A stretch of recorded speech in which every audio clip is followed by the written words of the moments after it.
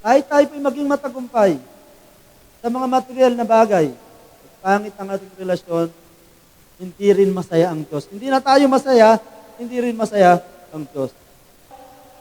Ang ating pong buhay, ito po ay hindi dinisenyo ng Diyos upang mamuhay mag-isa.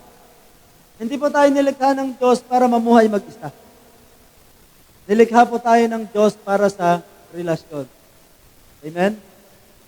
Nilikha niya tayo para sa ugnayan.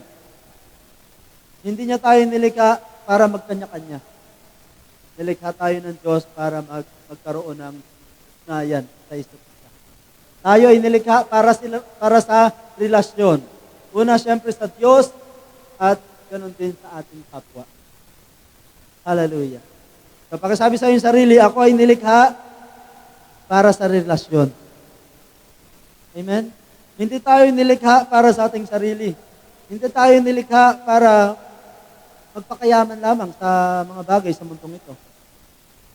Kasi kahit na tayo po yung maging mayaman sa mundong ito, kung pangit ang ating relasyon, sino ang magiging masaya? Di ba? Unang-una, hindi masaya ang Diyos. Kapag pangit ang ating relasyon sa ating kapwa. Sa Genesis, makikita po natin ang ligain ng Panginoon si Adan. Nakita niya at sinabi ng Diyos, hindi mabuti na mag-isa ang tao. Di ba?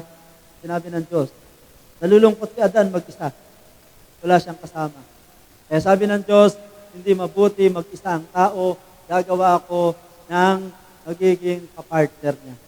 Gagawa ako ng magiging kasama niya. So ang tao hindi masaya nang walang relasyon.